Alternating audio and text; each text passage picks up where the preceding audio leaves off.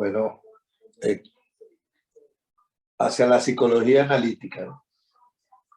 En 1916, Jung escribió varios ensayos y un libro corto en el que comenzó a intentar traducir algunos de los temas del Liber Novus en el lenguaje psicológico contemporáneo y reflexiona sobre el significado y la aplicabilidad general de su actividad.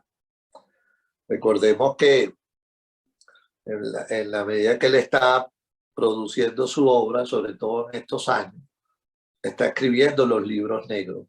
Y aquí lo que vemos es lo que Sandasani nos está presentando de cómo esas cosas van como en paralelo, ¿no? Lo que él va escribiendo, lo que él va descubriendo en su propio autoanálisis o su propio trabajo, o su trabajo consigo, y lo que va produciendo como material y lo que le va pasando en ese sentido alrededor de lo que él está viviendo, ¿no?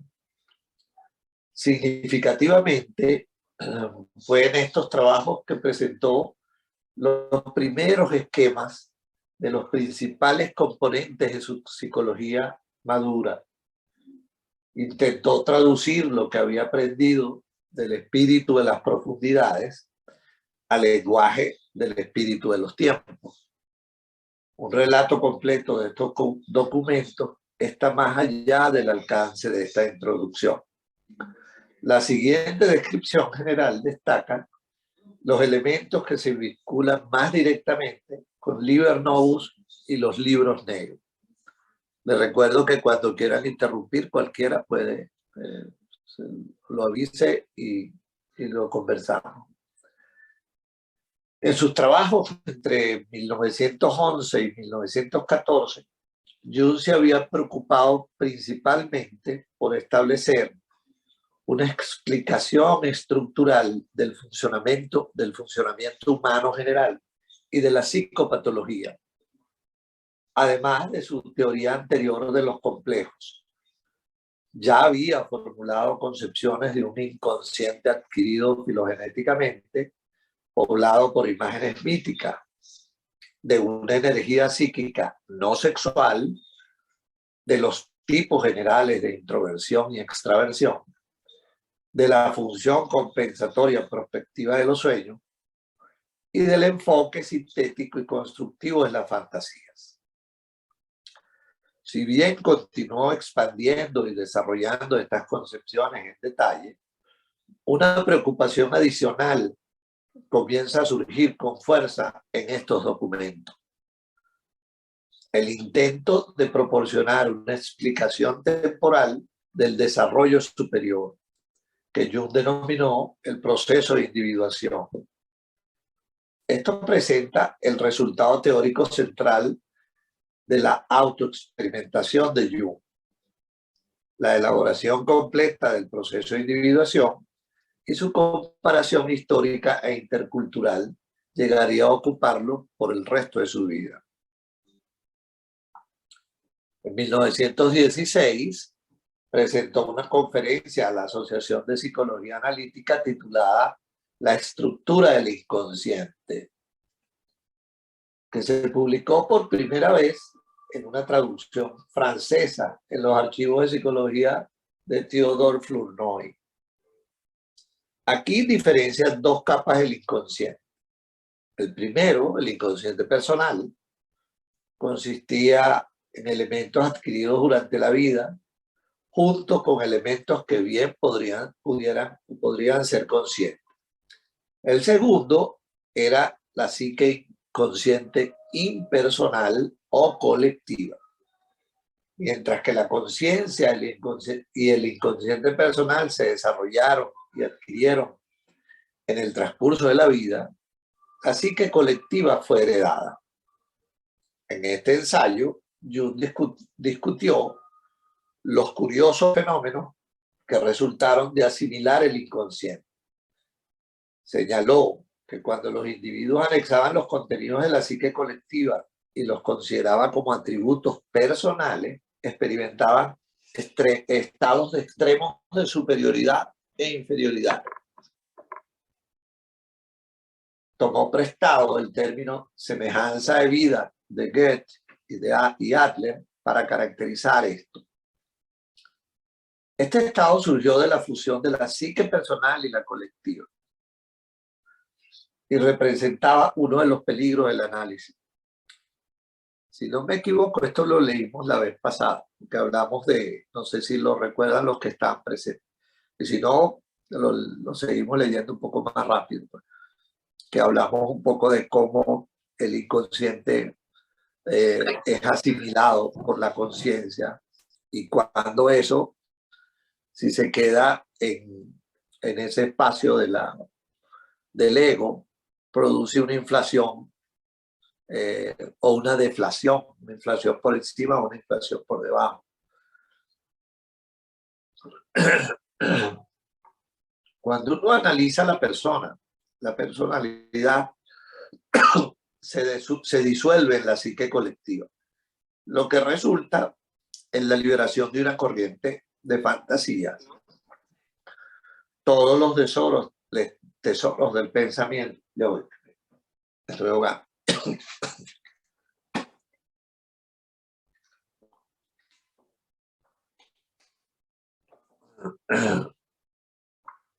Todos los tesoros del pensamiento y el sentimiento mitológico están desbloqueados.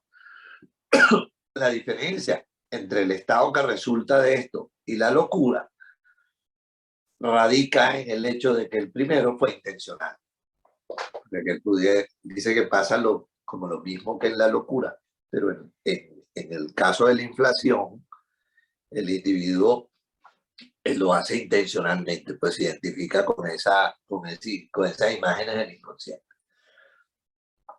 Se presentaron dos posibilidades. Uno podría intentar restaurar progresivamente la persona y regresar al estado anterior. Sin embargo, era imposible deshacerse del inconsciente. Alternativamente, uno podría aceptar la condición de semejanza a Dios. Se presenta una tercera vía que consiste en el tratamiento hermenéutico de las fantasías creativas, que resulta en una síntesis de la psique individual y colectiva, revelando la línea de vida individual, que esto es lo que plantea Jung, pues, como cuando estas dos cosas se integran realmente de una manera más profunda y no con esa intervención del ego, ahí sí hay una integración de los elementos que vienen de la psique colectiva y hay un desarrollo de la personalidad, por así decirlo. Esto fue lo que él llama pues, el proceso de individuación. En una revisión posterior, sin fecha de este artículo, Jung introdujo la noción de ánima como contraparte de la persona. Consideraba a ambos como sujetos y magos. Definió el ánima como el sujeto es visto por el inconsciente colectivo. La vívida descripción de las vicisitudes del estado de semejanza a Dios puede tomarse como una representación de algunos de los estados afectivos de Jung durante su autoexperimentación, un poco lo que le pasó a él mientras este proceso de autoexperimentación. La noción de la diferenciación de la persona y su análisis corresponde a las primeras entradas del libro 2, donde Jung se distinguió de su papel y logros e intentó reconectarse con su alma. La liberación de fantasías mitológicas es precisamente lo que siguió en su caso. Y el tratamiento hermenéutico de las fantasías creativas fue lo que presentó en la capa 2 del Liber Novus. La diferenciación del inconsciente personal e impersonal proporcionó una comprensión teórica de sus fantasías mitológicas. Sugiere que no las veía como derivadas de su inconsciente personal, sino de la psique colectiva heredada. Si es así, sus fantasías provenían de una capa de la psique que era una herencia humana colectiva. No eran simplemente idiosincrásicos o arbitrarios. ¿Alguna pregunta? ¿O observación o comentario? En octubre del mismo año, Jung presentó 2 charlas al Club Psicológico sobre adaptación e individuación. La primera se tituló Adaptación. El proceso tomó 2 formas de adaptación. Adaptación a las condiciones externas e internas. Se entendía que interno designaba al inconsciente. La adaptación al interior condujo a la demanda de individuación, que era contraria a la adaptación a los demás. O sea que este proceso de adaptación al mundo interno requiere una diferenciación con lo que es la adaptación al mundo externo y a los demás. La respuesta a esta demanda y la correspondiente ruptura con la conformidad lo condujeron a una trágica culpa que requirió expiación y exigió una nueva función colectiva. Esto se debía a que el individuo tenía que producir valores que pudieran servir como sustituto de su ausencia en la sociedad. Estos nuevos valores permitieron la reparación del colectivo. La individuación era para unos pocos. Aquellos que no sean lo suficientemente creativos deben restablecer la conformidad colectiva como una sociedad.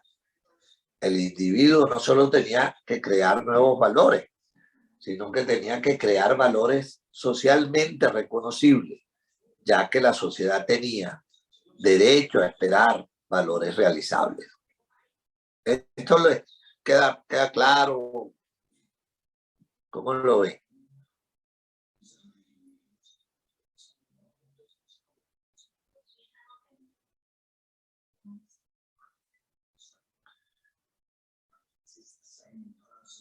En todo proceso de individuación sin llegar a esos niveles, dijera yo, todos tenemos que confrontarnos un poco con nuestra realidad interior, que nunca se parece a la realidad exterior, y tiene que haber como un acomodo entre esos 2 espacios, que es un poco lo que siento que está escribiendo Sandazani aquí, ¿no?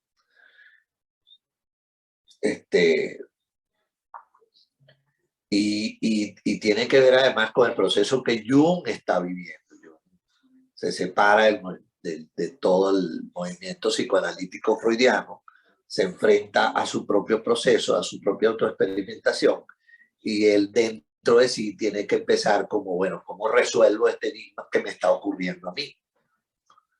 Y él con esto empieza. Por eso creo que parte de la importancia de lo que él va escribiendo en los libros negros. Leído en términos de la situación de Jung, esto sugiere que su ruptura con la conformidad social para perseguir su individuación lo había llevado a la opinión de que tenía que producir valores socialmente aceptables y realizables como una expiación. No sé por qué aquí Sandazani habla de expiación y de culpa. No sé en qué se basa para decir eso de Jung en ese momento, ¿no? Su autoexperimentación tuvo que resultar en un trabajo que presentaba nuevos valores de una manera socialmente reconocible. Esto llevó a un dilema. La forma en que Jung encarnó estos nuevos valores en el Liber Novus serían socialmente aceptables y reconocibles. Recuerden que los libros negros, Jung nunca pensó en publicarlos. Y su publicación se logra recientemente, ahora, hace un año, hace 2 años, más o menos. O sea que había una necesidad de Jung de mantener esos libros o esos escritos de una manera privada. La segunda charla que dio en el club la charla fue individuación y colectividad. Jung argumentó que estos dos estados eran de un par de opuestos relacionados por la culpa. La sociedad exigía imitación. El análisis, a través de la imitación, el análisis, entre comillas, a través de la imitación, el paciente aprende la individuación porque reactiva sus propios valores. Es posible leer esto como un comentario sobre el papel de la imitación en el tratamiento analítico de aquellos de sus pacientes, a quienes Jung había alentado a embarcarse en procesos similares de desarrollo. La afirmación de que este proceso evocaba los valores preexistentes del paciente era contraria a la acusación de sugestión.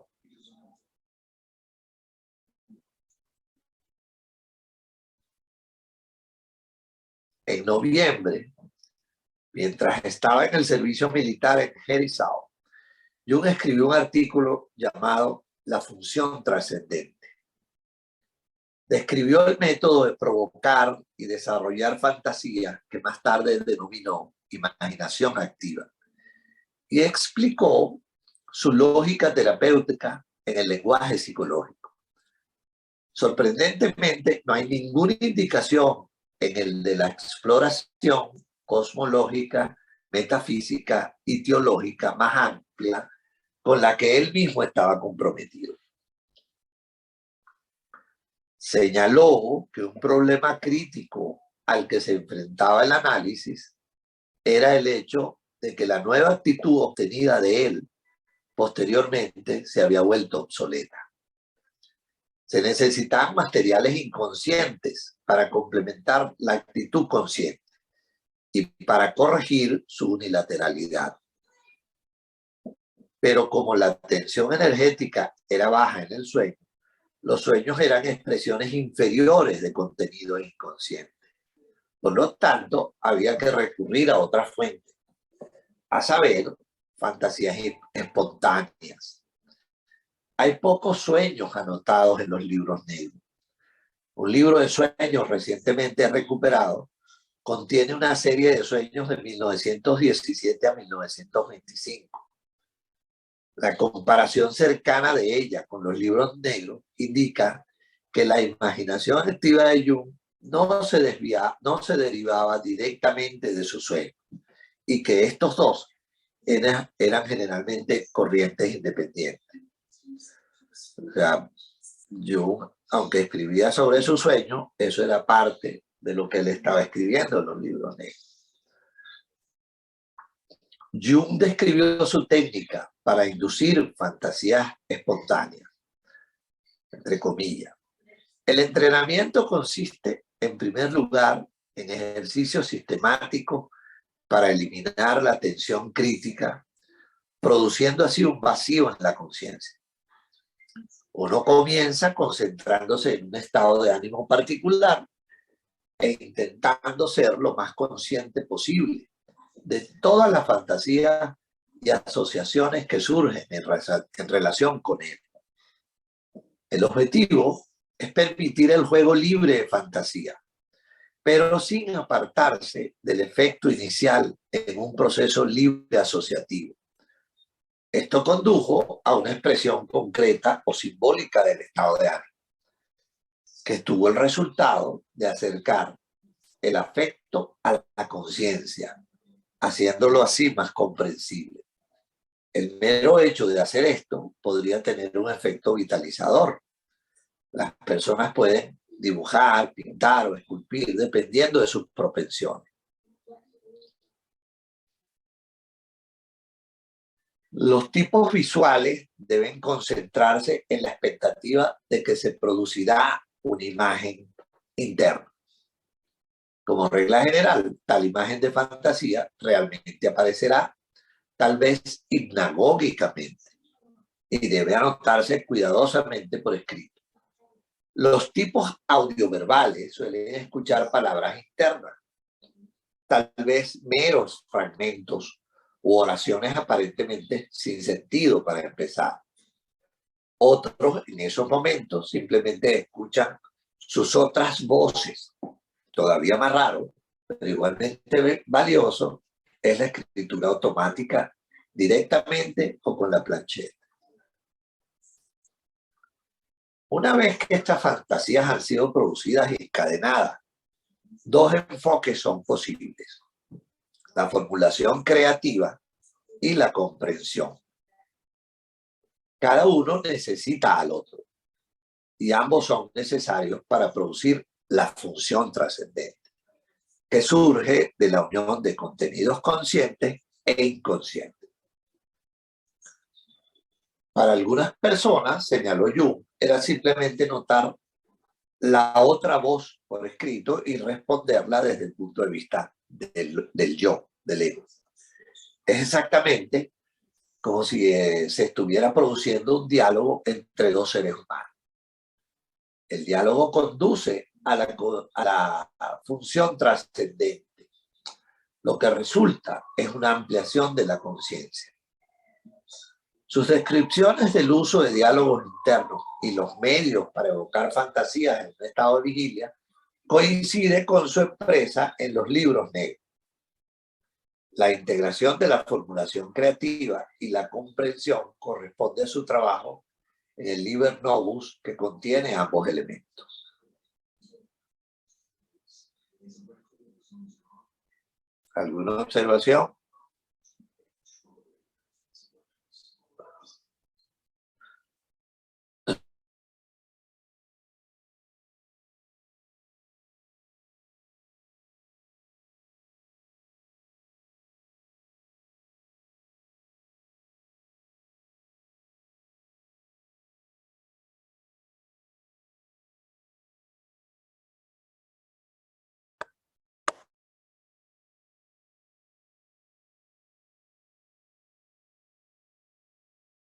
Lógico que acompañan a la guerra actual. Retomaron la grabación. Sí, tuvimos una falla en internet. Tranquilo. Los procesos psicológicos que acompañan a la guerra actual, sobre todo la increíble brutalización de la opinión pública, las calumnias mutuas, la furia sin precedentes de la destrucción, la monstruosa inundación de mentiras y la incapacidad del hombre para detener al demonio sangriento, son adecuados como ninguna otra cosa para empujar poderosamente frente a los ojos de los hombres pensantes el problema del inconsciente caótico, quieto, dormido, bajo el ordenado mundo de la conciencia. Esta guerra ha revelado despiadadamente al hombre civilizado, que sigue siendo bárbaro. Pero la psicología de los individuos corresponde a la psicología de la nación. Lo que hace la nación también lo hace cada individuo. Y mientras el individuo lo haga, es el comienzo del cambio en la psicología de la nación. Los grandes problemas de la humanidad nunca se resolverán a través de leyes generales, sino siempre solo a través de la renovación de la actitud del individuo.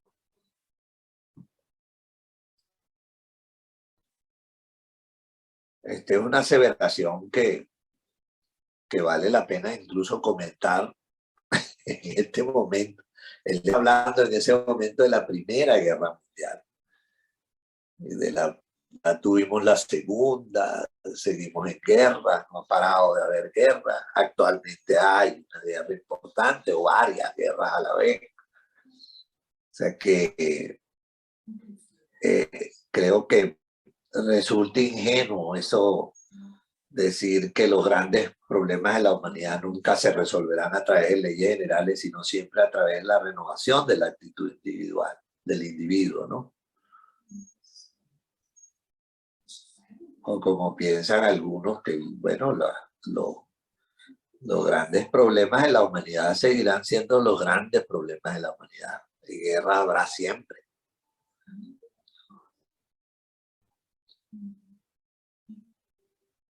¿Qué opinan? ¿Qué creen ustedes?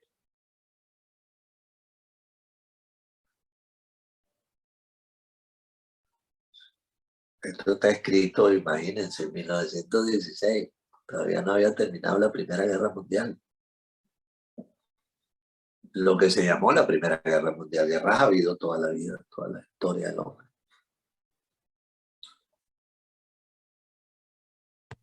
Carolina quiere hablar. Ya te activamos el micrófono. Bueno, yo creo que en ese es el prólogo del libro del inconsciente. Y es interesante porque justamente lo que él dice, ¿no? Que los procesos de cambio no pueden esperarse que vengan desde el colectivo y desde las masas, sino que los procesos de cambio vienen de trabajos individuales. Porque, bueno, como sabemos, cuando estamos con las masas, estamos con un inconsciente colectivo que no se puede dirigir hacia procesos internos. Entonces, eso que él habla, y por eso es que las cosas se vuelven a repetir, ¿verdad? Las situaciones se vuelven a repetir y las posturas colectivas se vuelven a repetir también. Entonces, ese es un gran reto, ¿no?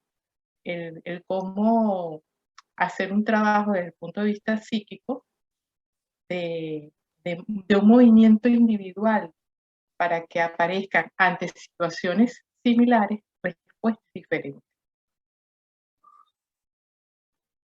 Lo otro es pensar los verdaderos cambios que pueden darse colectivamente son muy lentos, muy lentos, y solo los podemos ver a lo largo del tiempo, de tiempos muy largos, pienso yo. No sé si eones, como en algunos, ¿no? Eras. Hablando de la guerra, pues la Primera Guerra Mundial, la Segunda Guerra Mundial y ahorita con la guerra entre Ucrania y Rusia, no hay mucha diferencia en cuanto a las acciones y las respuestas que se dieron en aquel momento.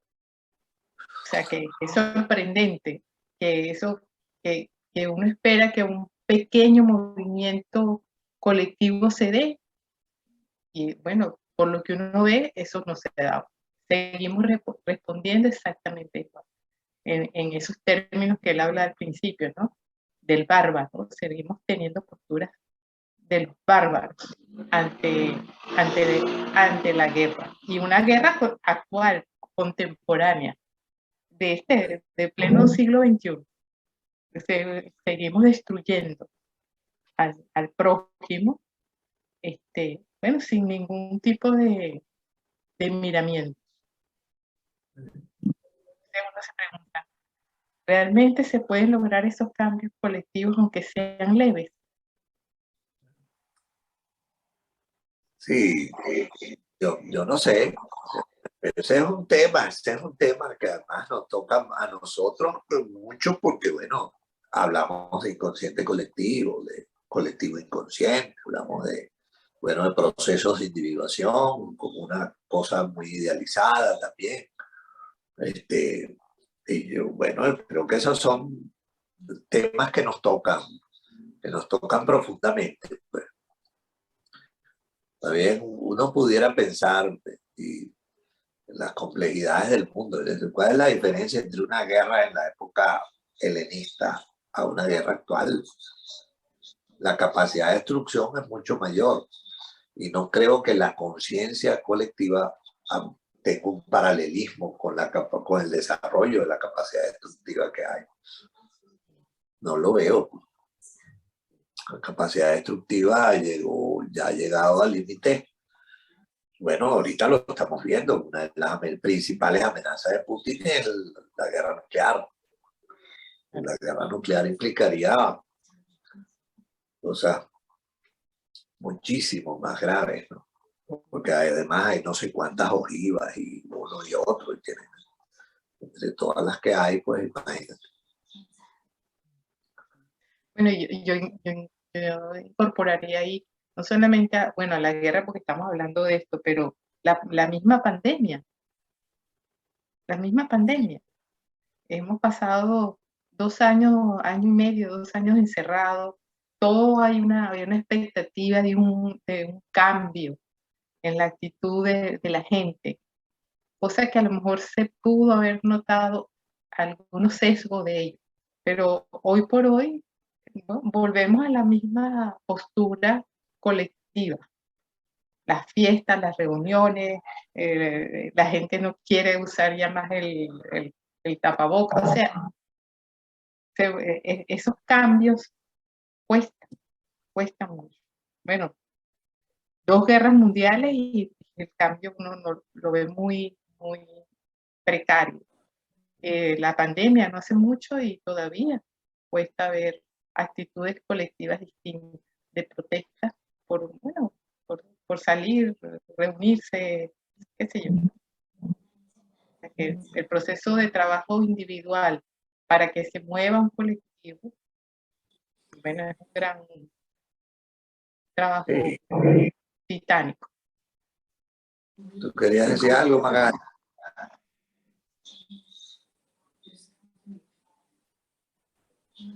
Pon tu micrófono, lo tienes apagado. Oye, ya lo abrí. No, lo que está diciendo Carolina, lo que tú también estás comentando de los cambios colectivos, es que incluso... Magali, yo te tengo en 2 pantallas. ¿Por qué? Te oigo doble. Bueno, no sé qué fue lo que pasó, pero se me fue un momento el internet, el móvil. Apaga una porque genera un ruido que no te oímos bien. Ajá. ¿Ahora me oyen? Todavía medio raro, pero dale. Voy a sacar de una de las cuentas. ¿Cómo dice? Te voy a... ya te saqué de una de las cuentas y quedaste en otra. Ah, ok. ¿Nos Ok. escuchas? Pero bloqueaste la que se veía ella. Y ahora no quedamos sin verla. Ahí está, Magali.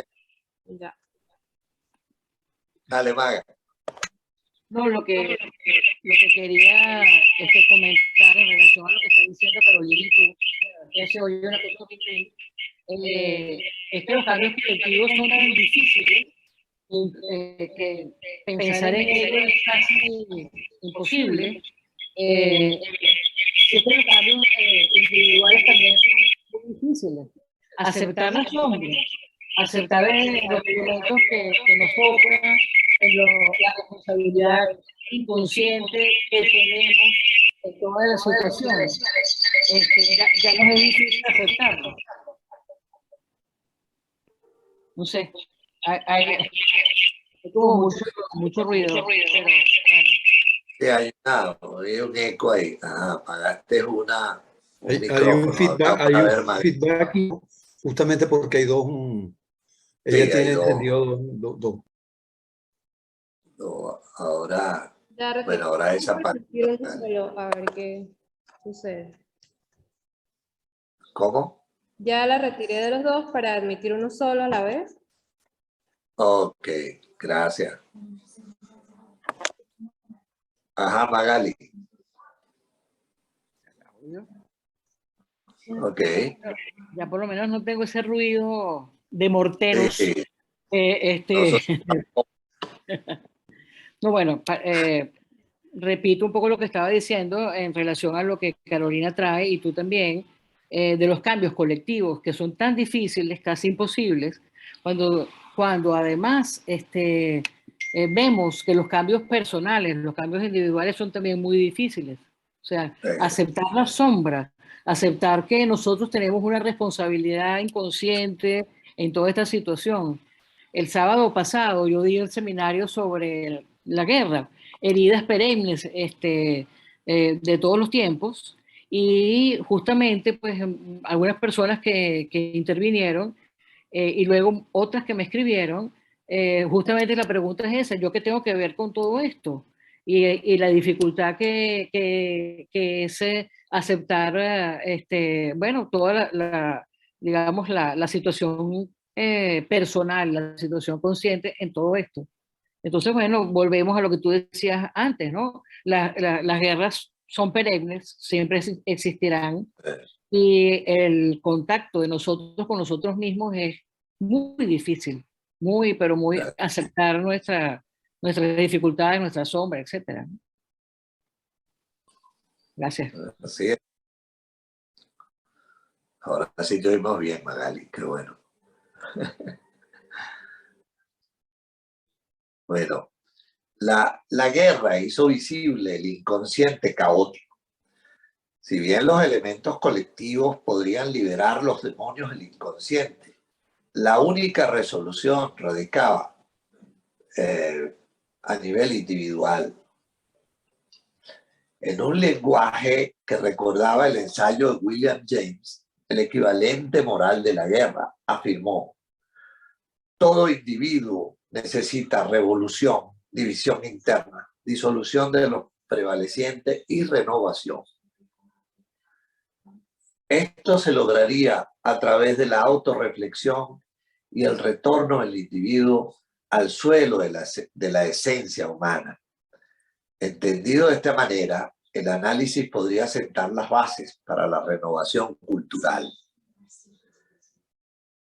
Pero, palabras mayores, ¿no? Aquí también estamos tocando. Esto articuló la interconexión. ¿Podría repetir lo que acabas de decir? Sí, claro. Sí. En un lenguaje que recordaba el ensayo de William James, el equivalente moral de la guerra, afirmó: todo individuo necesita revolución, división interna, disolución de lo prevaleciente y renovación. De estas cosas que buscan la guerra, las ideologías, tal, es más bien para adentro y no para afuera. Claro, tenemos un bombardeo permanente de la afuera, sí, condicionando nuestro comportamiento, pues.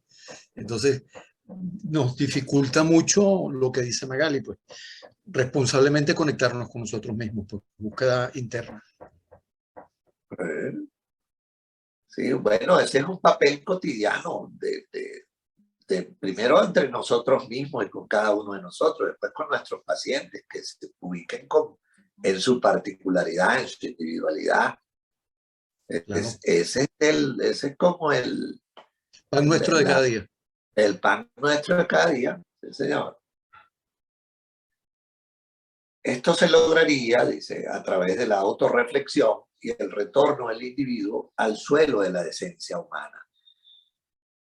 Entendido de esta manera, el análisis podría sentar las bases para la renovación cultural. Esto articuló la interconexión íntima entre los eventos individuales y colectivos que estaban en el centro del Liber Novus.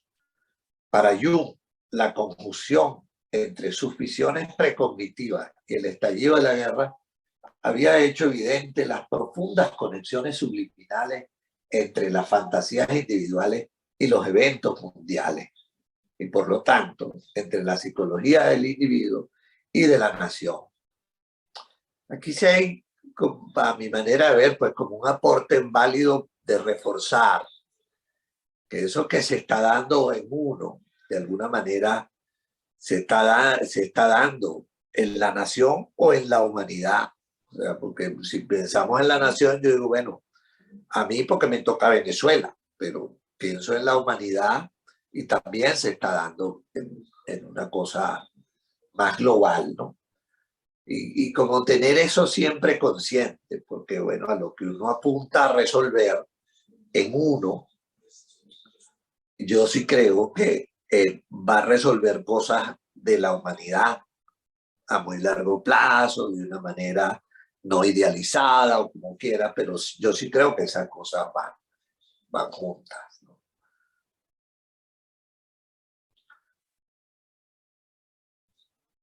Lo que ahora se requería era resolver esta conexión con más detalle. Jung notó que después de haber analizado e integrado el contenido del inconsciente personal, se encontró con fantasías que provenían de la capa filogenética del inconsciente. La psicología de los procesos inconscientes proporcionó una exposición del inconsciente colectivo, suprapersonal, absoluto. Estos términos se usan indistintamente. Argumentó que uno necesitaba separarse del inconsciente presentándolo visiblemente como algo separado, como objetivizarlo, relacionarse como si fuera un objeto separado. Era vital diferenciar el yo del no yo, es decir, la psique colectiva o el inconsciente absoluto. Para hacer esto, el hombre necesariamente debe pararse sobre pie firme en su función del ego, del yo. Es decir, debe cumplir plenamente con su deber hacia la vida para que pueda ser en todos los aspectos un miembro vitalmente vivo de la sociedad. Ambas tareas, separarse del inconsciente presentándolo visiblemente y al mismo tiempo mantener los deberes y responsabilidades mundanas de cada quien, era lo que él se había esforzado por hacer en este periodo.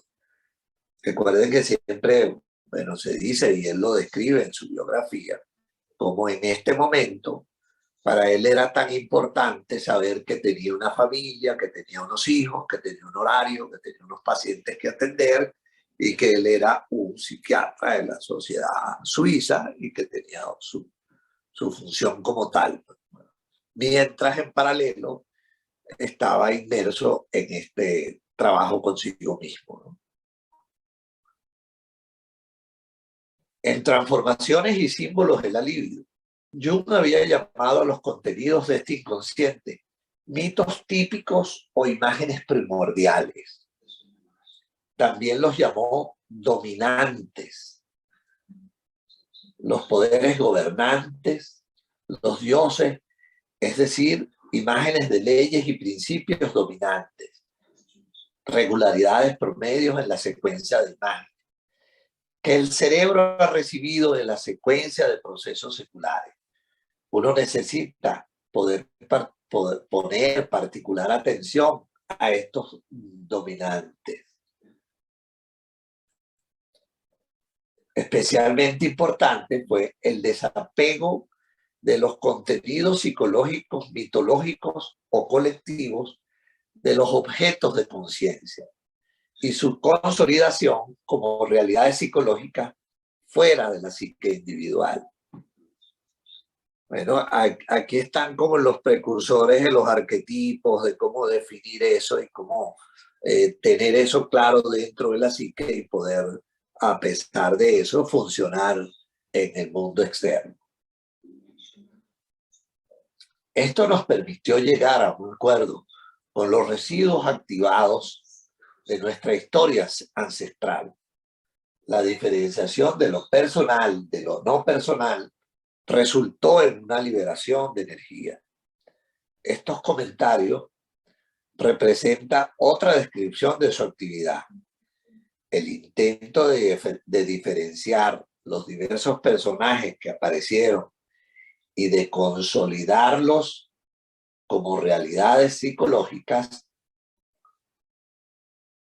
la noción de que estas figuras tenían una realidad psicológica por derecho propio y no eran meramente productos subjetivos, fue la lección principal que atribuyó a la figura imaginal de Elías, la objetividad psíquica o la objetividad de la psique. En ese proceso yo creo que, bueno, esto es sumamente importante, ¿no? Tener claro la objetividad de la psique. La psique es objetiva, tiene un espacio, un lugar, tiene una forma, aunque sea virtual, palabra que a lo mejor no es muy afortunada en estos momentos para describir la psique, pero está allí, pues.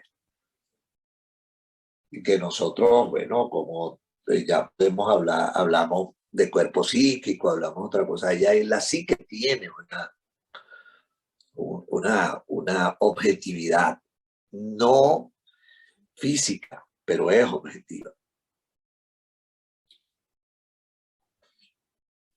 Jung comentó que la era de la razón y el escepticismo, inaugurada por la Revolución Francesa, habían tenido el efecto de reprimir la religión y el irracionalismo. Esto tuvo grandes consecuencias que llevaron al estallido del irracionalismo representado por la Guerra Mundial. Por lo tanto, era una necesidad histórica reconocer lo irracional como un factor psicológico. La aceptación de lo irracional forma una de las empresas centrales en los libros negros. Los que tuvimos la posibilidad de trabajar con López tiempo, sabemos que si algo era central en la psicoterapia de López, era la irracionalidad y la consideración de lo irracional. De todas maneras, decirlo, yo quisiera volver a leer este párrafo, me parece muy importante como históricamente ver lo que en este caso pudiera representar la Revolución Francesa, que del punto de vista político o ideológico ha representado tantas cosas, ¿no? Tantas cosas que se han visto como positivas o importantes en el desarrollo histórico. Jung comentó que la era de la razón y el escepticismo inaugurada por la Revolución Francesa había tenido el efecto de reprimir la religión y el irracionalismo. Esto tuvo grandes consecuencias que llevaron el estallido del irracionalismo representado por la Guerra Mundial. Por lo tanto, era una necesidad histórica reconocer lo irracional como un factor psicológico. La aceptación de lo irracional forma una de las empresas centrales en los libros negros. ¿Qué les parece eso? También era verdad que ese irracionalismo en la manera en que se vivía, cómo se vivía en esa época, también era un rollo. Entonces el reconocimiento, como yo lo veo, de ese irracionalismo tendría que ser vivido como de otra manera y no como se estaba viviendo hasta ese momento. Me parece, es lo primero que se me ocurre, ¿no? No sé qué creen ustedes. Oye, a mí en lo particular me parece, oye, primero, muchas gracias por hacer todos estos intentos hasta que finalmente pude llegar hasta aquí otra vez, ¿no? Que me había perdido en el camino. Ya volví. Que bueno, que creo que también que con esto yo lo escuchaba también un poco como esto de que Jung, al momento que está diciendo eso, está como en una época de la modernidad, ¿no? Que el hombre está como sí, como muy identificado, como que esto humano es precisamente esa razón, esta otra cosa que nos va a llevar, estamos así como en el punto, una cúspide de la ciencia y tal, y como una creencia de que eso irracional pertenece como a una animalidad que no nos pertenece, ¿no? Y Jung ya está como desde ahí viendo que esto, oye, que esto sí, que esto forma parte de la psique y que es una parte importante atenderla e integrarla, ¿no? Me parece como bien, va bien como por delante. Sí, me parece importantísimo. Ya en Freud con toda su teoría ya hay un reconocimiento, pues claro, él lo puso casi que exclusivamente en lo sexual, en lo reprimido sexual y toda esta cosa, pero en él hay un intento. A mí me parece que Jung lo ve con un criterio mucho más amplio, que no solo lo lleva a lo sexual, sino el irracionalismo en toda su extensión, en todo lo que implica, pues, lo que ha significado y lo que significó la represión de eso como generador de una cosa tan horrible como la Primera Guerra Mundial. Exacto, sí, porque yo estoy de acuerdo que Freud lo señala, pero en él todavía sigue estando como esa idea de que, bueno, que el yo esté en el lugar donde ha estado el ello, o sea, como que va a haber una conquista otra vez de ese procesamiento secundario que va a estar ahí, y Jung dice, no, precisamente hay ese problema, o sea, que le estamos sacando el cuerpo y no lo estamos manteniendo ahí del lado de la inconsciencia de lo que nos está comiendo, ¿no? O no lo estás objetivizando, sino más bien lo estás criticando, tienes que vencerlo, tienes que salir de eso. Pues. Todo lo contrario, pues. Lo estás convirtiendo en un antagonista y no lo estás incorporando. Y no lo estás incorporando. Más como un antagonista, como una elaboración mucho más desarrollada que lo complica más. Lo complica. En la psicología de los procesos inconscientes, Jung desarrolló su concepto de tipos psicológicos.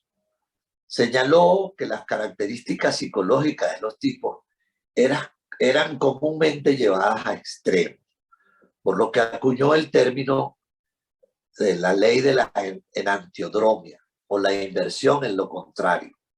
La función opuesta se manifiesta, es decir, para el introvertido, la función feeling, para el extrovertido, la función sí. Estas funciones secundarias se encontraban en el inconsciente. El desarrollo de la función contraria conduce al individuo a acción. Como la función contraria no era aceptada por la conciencia, lo que se requería para llegar a un acuerdo con ella era que se produjera la función trascendente.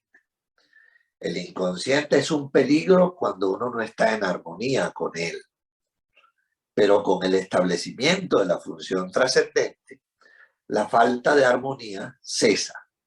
Esto permite el acceso a los aspectos productivos y benéficos del inconsciente. El inconsciente contiene la sabiduría y la experiencia de siglos incalculables y sirve como una guía incomparable. El desarrollo de la función contraria se describe en la sección Mysterium del Liber Novus. Del Liber Novus, que trata de los encuentros de diciembre de 1913 con Elías y Salomé. El intento de obtener la sabiduría almacenada en el inconsciente se retrata a lo largo de los libros negros. El ego, el yo de Jung, le pide a su alma que le diga lo que ve y el significado de sus fantasías. El inconsciente es visto aquí como una fuente de sabiduría superior. Jung concluyó el ensayo indicando la naturaleza personal y experiencial de sus nuevas concepciones. Nuestra era está buscando una nueva fuente de vida. Encontré una y bebí de ella y el agua sabía bien.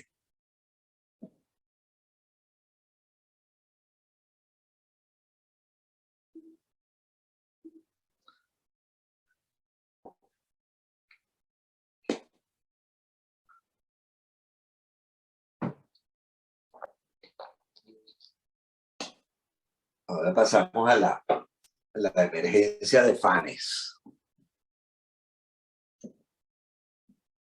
El séptimo sermón había culminado en una evocación a un dios estrella, a una distancia inconmensurable. Ajá, Carolina, perdón. Háganme señas porque no siempre veo la manito. No, de lo que acabas de leer, que es interesante, ¿no? Que la fuente de la sabiduría viene justamente del encuentro de esos dos personajes, ¿no? Que es Elías y Salomé, que tiene que ver con el logos y el eros, ¿verdad? Para cuando Jung trae esas figuras, está asociando a Elías con el logo y a Salomé con el eros. Y esa es la bebida de la fuente de la sabiduría. Cómo aprender, cómo fusionar a nivel de la psique individual en su proceso de individuación esos dos elementos opuestos, logos, pensamiento y eros, para complementar esa imagen. No, muy bien, muy bueno. Muy bueno. Entonces, la emergencia de Fanes. El séptimo sermón había culminado en una evocación a un dios, de un dios estrella, a una distancia inconmensurable. Una estrella solitaria se encuentra en el cenit. Este es el único Dios de este hombre. Este es su mundo, su pleroma, su divinidad. En este mundo, el hombre es Abraxas, el creador y destructor de su propio mundo. Esta estrella es el Dios y la meta del hombre. Este es su único Dios guía. En él, el hombre va a su descanso. Hacia él va el largo viaje del alma después de la muerte. En él, todo lo que el hombre retira del mundo brilla resplandecientemente. A este único Dios el hombre orará.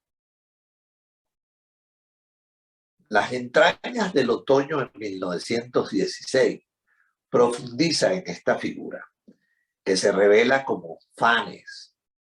Fanes surgió por primera vez como un pájaro dorado del árbol de la luz.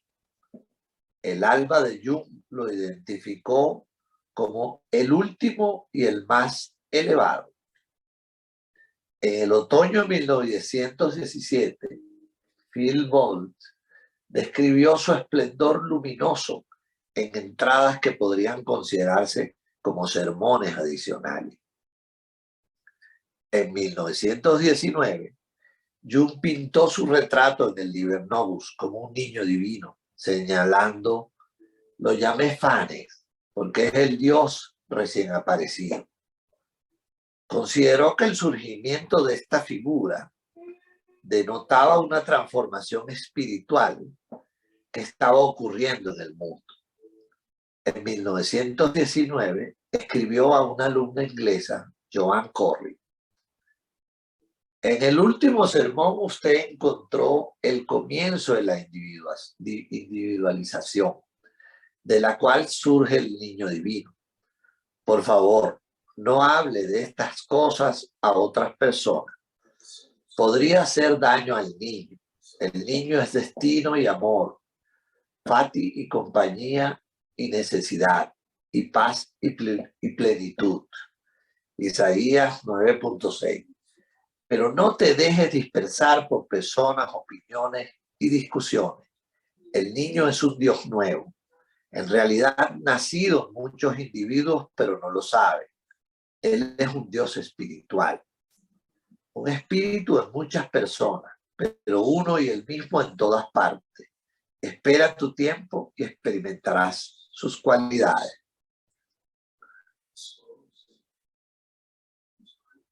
Durante este periodo, el alma de Jung trató de instruirlo con respecto a sus relaciones con las mujeres.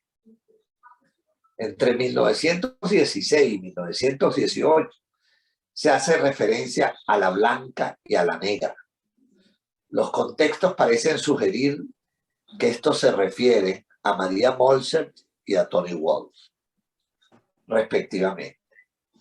En una entrada en su libro de sueños del 2 de julio de 1917, Jung se refirió a su amor impersonal por ambas mujeres y señaló que con ellas su alma estaba completa, plena. Hay un micrófono abierto. El de Judith. Ajá, gracias, Judith.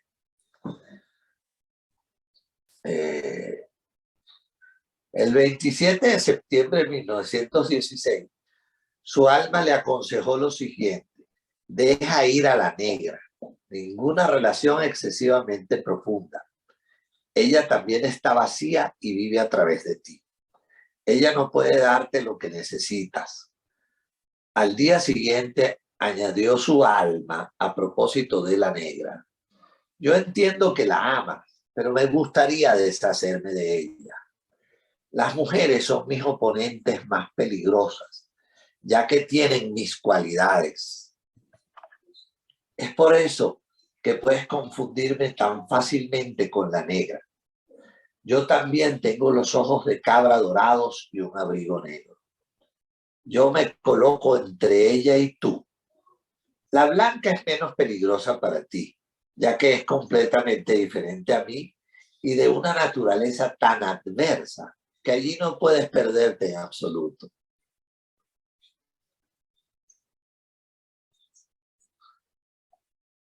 Un año más tarde, se valen comentarios sobre estas cosas. Un año más tarde, su alma había cambiado su posición con respecto a la negra. El 22 de octubre de 1917, aconsejó: ama menos el cuchillo. Oye, necesitas el cuchillo. Corta lo que no es bueno. No la negra. Ella es buena para ti. Ella está callada y te acompaña. Ella es necesaria para ti. Ella puede ser feliz si las cosas van bien contigo. Ella aconsejó lo contrario con respecto a la blanca. El 28 de febrero de 1918, ella dijo: durante mucho tiempo yo te había aconsejado que te separaras de la blanca. Lo que estaba surgiendo durante este periodo era la comprensión de Jung de la figura del ánima, el alma femenina del hombre, y la necesidad de reconocer el ánima como un componente interno en lugar de verlo proyectado en las mujeres.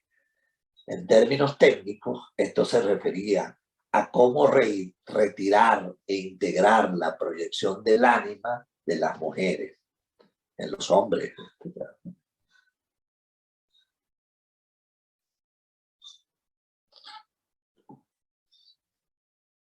Entre el 11 de junio y el 2 de octubre de 1917, Jung estuvo en servicio militar en Château d'Eux como comandante de los internados de guerras militares ingleses. Alrededor de agosto, escribió a Smith Ellie Jellicoe que su servicio militar lo había alejado por completo de su trabajo y que a su regreso esperaba terminar un largo artículo sobre los tipos, y concluyó: con nosotros todo está igual y tranquilo. Todo lo demás está tragado por la guerra.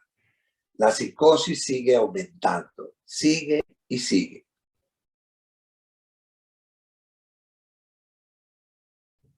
Desde principios de agosto hasta finales de septiembre, dibujó una serie de mandalas a lápiz en su cuaderno del ejército que conservó. El primero se titula Fanes y lleva la leyenda transformación de la materia en el individuo.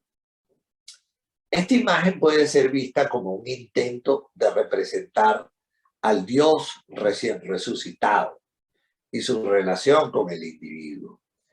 Estos mandalas están vinculados a las fantasías concurrentes señaladas en los libros negros. Un número presentaba jeroglíficos complejos que surgieron y fueron a su vez dilucidados en diálogos con el mago negro Ha en el otoño de 1917. Jung luego los pintó en el volumen caligráfico de Liber Novus, pero no tienen relación con el texto. Acompañan más adecuadamente los diálogos de otoño en los libros negros. Jung recordó más tarde que no entendía estos mandalas, pero sintió que eran muy significativos. A partir del 20 de agosto, dibujó un mandala la mayoría de los días. Esto le dio la sensación de que había tomado una fotografía de cada día y observó cómo estas figuras cambiaban. Recordó que recibió una carta de esta mujer holandesa, entre comillas, Molser, que me puso terriblemente nervioso. Molser argumentó que las fantasías derivadas del inconsciente poseían valor artístico y debían considerarse como arte. Los pintores modernos intentaban hacer arte del inconsciente y el punto de vista de Molzer le preocupaba porque no era estúpido y le hacía cuestionar si sus fantasías eran espontáneas y naturales. Dibujó un mandala al día siguiente y un pedazo de él se rompió y la simetría fue destruida. Solo ahora llegué gradualmente a lo que realmente es el mandala. Formación, transformación. La mente eterna, recreación eterna. Y ese es el ser, la totalidad de la personalidad, que cuando todo está bien es armoniosa, pero que no puede soportar el autoengaño. Mis imágenes de mandala eran criptogramas sobre el estado de mi self, que me eran entregados todos los días. El mandala parece ser el del 6 de agosto de 1917.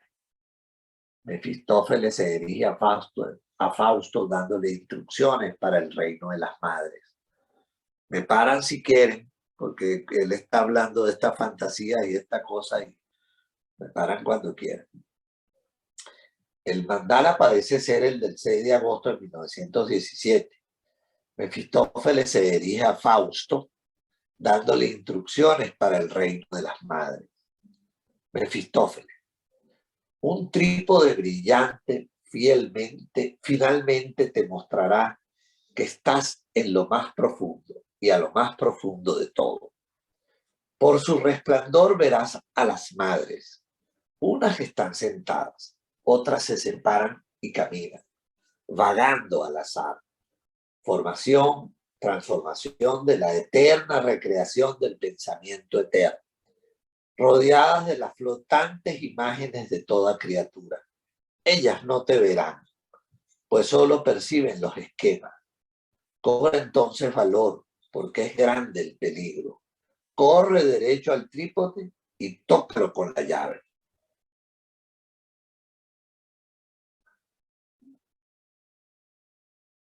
Esta es una cita del Fausto directamente, que yo busqué en una edición de la Secretaría de Educación de México para hacerla, porque en los términos en que estaba puesta y en inglés me confundí, entonces hice esto, ¿no? La carta a la que se refirió Jung no ha salido a la luz. Sin embargo, en una carta posterior, el 21 de noviembre de 1918, enviada desde Chateaudoux, Jung escribió que Maria Molzer me ha vuelto a molestar con cartas. Reprodujo los mandalas en el volumen caligráfico de Liber Novus. Una década más tarde, en 1929, describió anónimamente esta secuencia en su comentario sobre el secreto de la flor de oro.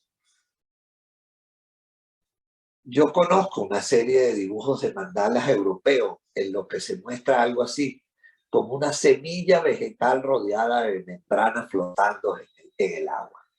Luego, desde lo más profundo, abajo, el fuego penetra en la semilla y la hace crecer, haciendo que una gran flor dorada se despliegue desde la vesícula germinal. Allí dio la siguiente interpretación de esta secuencia. Este simbolismo se refiere a un proceso cuasi alquímico de refinar y ennoblecer. La oscuridad da paso a la luz.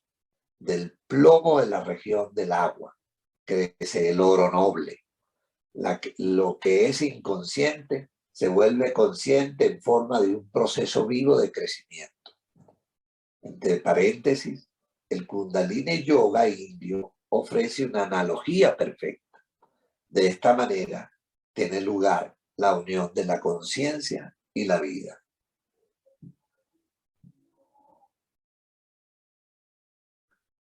El 30 de julio de 1917, Fanny Bowditch Katz, que tuvo en análisis tanto como con Jung como con Molzer, escribió notas de su discusión con Molzer en las que habló con franqueza de cómo Molzer veía su relación con Jung y sus problemas. y cómo lo había visitado en Château-d'Aix durante este periodo. De estas horas es difícil escribir. Tuve una relación perfecta. Me quedé 1 hora y 3/4 con ella. Al final de ese tiempo, me sentí elevada a otro mundo, casi como si hubiera estado en una presencia divina. Ella habló maravillosamente, como si estuviera inspirada, y vi más claramente que nunca para lo que estaba trabajando, lo que significa su lucha con el Dr. Jung. Cuán maravillosamente habló del trabajo que sentía que ella y el Dr. Jung iban a hacer juntos, para lo cual son solo los instrumentos, pequeños átomos en el gran universo de nuestro deber a la vida, de la sujeción del yo para el beneficio de todo. Todos estos sentimientos están llegando a mí ahora como nunca antes. Habló de la gran lucha que se está produciendo ahora en el mundo, de la gran agonía, que es la expresión colectiva de la lucha individual. Ella habló de Isis, cuyo hijo tomó su corona de su cabeza y la arrojó al suelo, después de lo cual apareció una nueva corona en su cabeza, una vaca con el sol y la luna entre sus cuernos. No es justo lo que está sucediendo a través del tratamiento del Dr. Jung. Al día siguiente, hablamos durante casi 1 hora en el comedor. Ella con su kimono rosa encaramado sobre la mesa.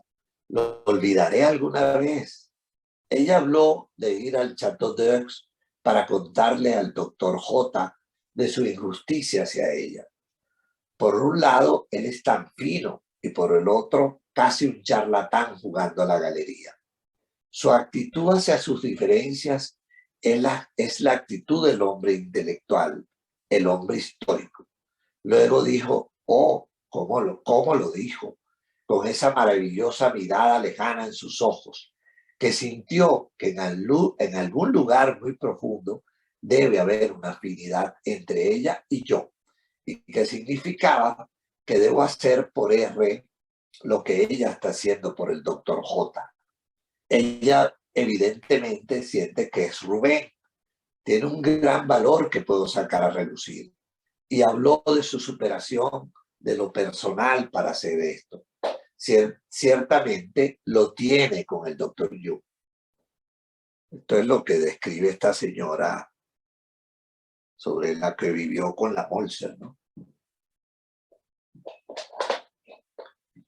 A principios de 1918, las dificultades entre Moltser y Jung se habían intensificado. El 14 de abril de 1918, Jung escribió a Joseph Lang con respecto a una carta que había recibido de Moltser, en la que ella lo había acusado de tratar de destruir su relación con Lang en una sed de venganza. Jung le pidió a Lang que le indicara a Moltser que no había analizado la relación de Lang con ella y que no lo sabía ni le importaba. Dijo que no tenía ningún deseo de venganza y que Moltser simplemente no podía aceptar lo que él dijo. Le dijo a Lang que lamentaba que alguien tan valioso como Moltser tuviera fantasías tan idiotas y le hubiera estado proyectando basura. Dijo que había roto relaciones con ella hace meses. Moltser, le dijo Jung a Lang, afirmó que yo tenía una transferencia no resuelta con ella. Esto le indicó a Jung que ella estaba paranoica. Dijo que ella también sostenía que él no podía reconocer su independencia. Yo considero que el problema era que ella tenía una concepción profundamente degradante de la naturaleza humana y siempre imputaba el motivo más bajo. Por eso él se había echado para atrás con ella o se había alejado de ella. A pesar de todo, ella todavía quería su amistad. Mientras Moltser afirmaba que Jung se proyectaba sobre ella, Jung sostenía que era todo lo contrario. La había dejado en paz mientras ella lo bombardeaba con sus insultos. Poco después, Moltzer renunció al club. Esto causó consternación y un largo debate en una reunión el 1 de junio. Al recibir su carta de renuncia, Emma Jung, presidenta del club, había tratado de persuadirla para que permaneciera, pero fue en vano. También lo había hecho Adolf Keller. Emma Jung señaló que Moltzer había sido crítica del club durante 6 a 8 semanas, una antipatía que en realidad databa del verano anterior.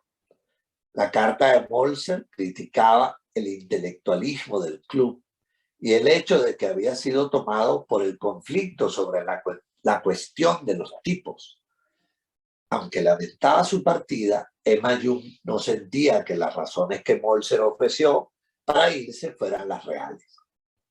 Marta Sick sugirió que Moltzer había sido influenciada por sus pacientes contra el club, lo que Jung pensó que era probable.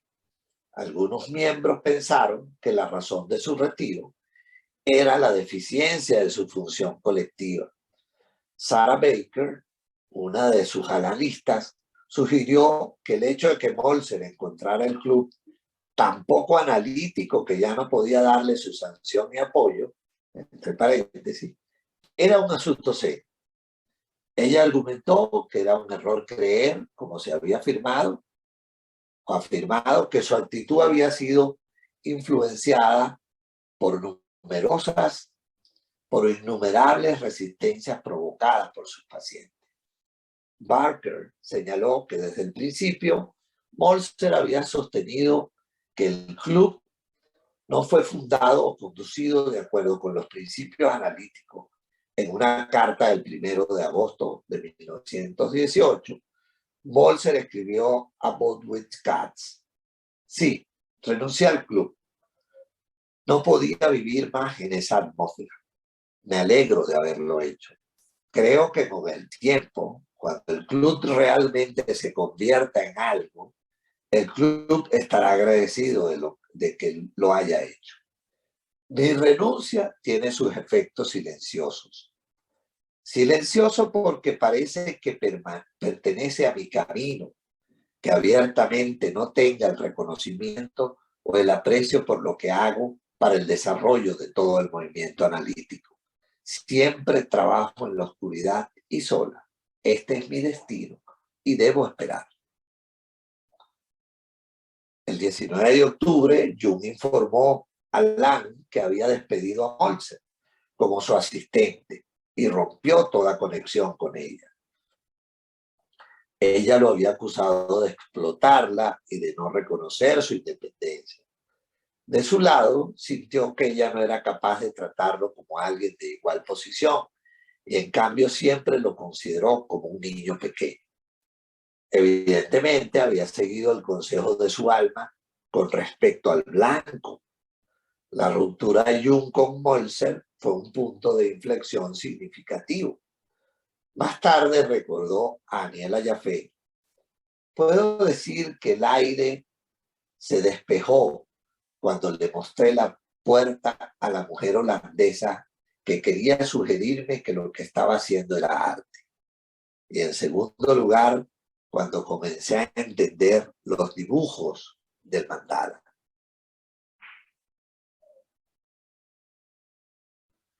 Fue durante este periodo que una idea viva del self o sí mismo llegó por primera vez a Jung. Le recordó a Aniela Jaffe, entre comillas: está en concordancia con la naturaleza microcósmica del alma y me parece la mónada que soy y que es mi mundo. El mandala representa este ser. No sabía dónde conducía este proceso, pero comenzó a comprender que el mandala representaba la meta del proceso. Solo cuando comencé a pintar los mandalas vi que todos los caminos que tomé, todos los pasos que di, todos conducían de vuelta al punto, es decir, al centro. El mandala se convirtió en la expresión de todos los caminos. Moltzer continuó viviendo y trabajando en Sollingerberg. y mantuvo su amistad con Lang. Años más tarde se intentó un acercamiento con Lang y Moltser, invitando a Jung a una reunión. Jung agradeció a Lang por su invitación, pero la rechazó. Sé que uno podría mirar hacia atrás con remordimiento o un cierto anhelo en esos tiempos inconscientes que todavía estaban preñados del futuro. Pero estos tiempos han dado luz desde entonces. Las cubiertas están rotas y han surgido nuevas realidades cuya inmediatez no me permite mirar hacia atrás. Nada del pasado puede ser traído de vuelta, a menos que haya renacido en una vida creativa.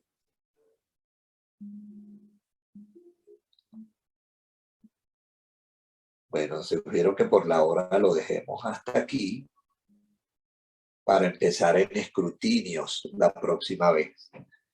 Pero bueno, si hay algún comentario sobre lo que leímos y sobre este proceso de Jung, sobre lo que va descubriendo en sí mismo y lo que va escribiendo y sus conflictos personales, lo podemos compartir unos minutos, ¿no? ¿O qué les parece? ¿Qué les va quedando de todo esto?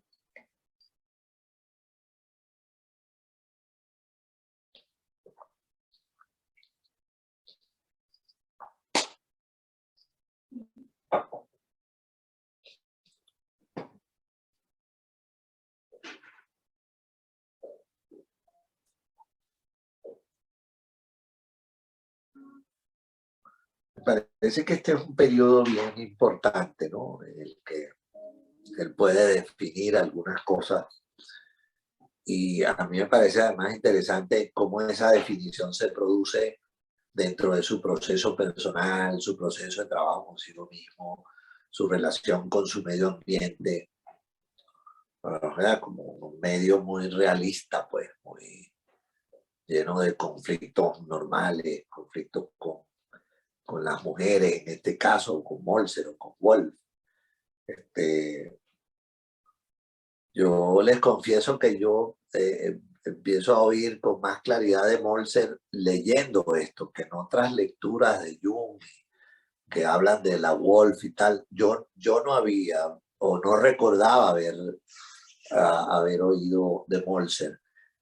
Sí recordaba el hecho de que a una persona le había aconsejado que lo que él dibujaba era arte, pero creo que eso lo comentamos en una de las discusiones antes, pero no sabía quién era este personaje de Moltser.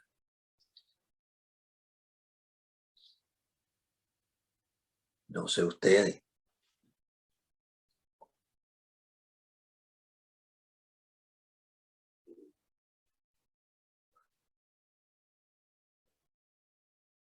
Bueno, si no hay más nada que decir, nos despedimos hasta la próxima. Se les La agradece su siguiente vez presencia. entonces. ¿Cómo? Magali, ¿qué dijiste? Digo que nos queda como reflexión, ¿no? Primero estos opuestos, ¿no? Que se dan cuando estás hablando de Elías y Salomé, Logos y Eros. ¿Okay? Y ese Eros que a él lo va moviendo, Ánima, y estas mujeres. Yo confieso que tampoco conocía la existencia de Moller tan importante para Jung, ¿no? Pero bueno, me parece que es importante reflexionar en estos opuestos. Y más bien amplifica eso de la cosa con lo femenino, ¿no? Porque uno siempre había hablado, bueno, Emma, Tony Wolf, Emma Jung y tal. Y bueno, Sabina. la cosa, Sabina Spielberg, claro, la cosa que aquí no aparece tampoco. Creo que no recuerdo en qué año es Sabina, pero más tarde, ¿no? Porque Sabina la matan en la Segunda Guerra Mundial. Sí. Más tarde. No, pero de la relación de Jung con Sabina, yo creo que para este momento ya se había dado, porque esto es antes de la ruptura con Freud, él la Con Freud, discute con ella y todo, o sea, claro, estamos arrancandito, es su primera paciente como analítica, que de hecho claro, se le enreda muchísimo porque es primera vez que se es cierto, enfrenta con eso de, o sí, sea, es cierto. tener la historia. Lo otro, a mí que a mí sí me deja como un poco fuera de base, esta idea que decían claro, que con esas imágenes de la... Uy, mira, los gatos se pusieron un poco locos. Que de esto de usar las imágenes para imaginación activa, que nunca se usaba con los vivos. Perdón que los gaticos se me bloquean.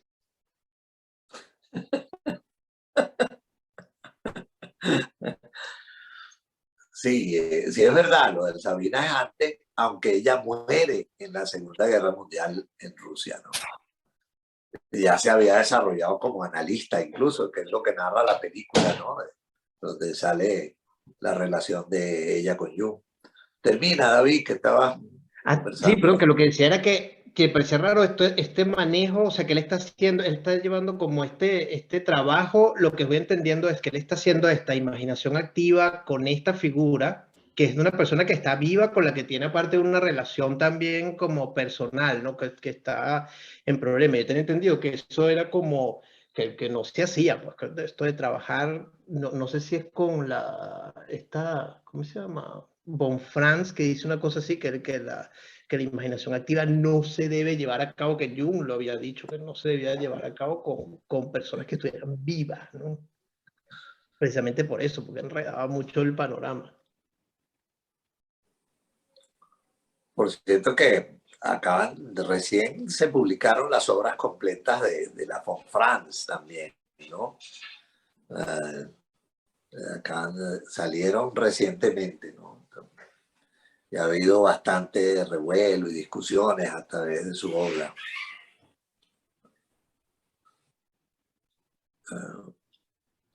Que también fue otro personaje bien interesante, ¿no? Porque además tenía unas rigideces que todo el mundo describe que, bueno, que yo no tenía. Sin embargo, fue una compañera fiel por muchos años, ¿no? Y útil además. Y creativa, creadora también de mucho material. Pero bueno, sí. Entonces nos quedan estas elementos para reflexionar y nos vemos el mes que viene. Gracias a todos Gracias a ti. por acompañarnos. Saludos a todos. Gracias a ti, Pablo. Chao. Buen fin de semana. Hasta luego. Gracias, Muchas feliz fin de gracias. semana. Chao, Saludos. Giovanni. Muchas gracias. Gracias, gracias. No, gracias, Pablo. Chao, Judy.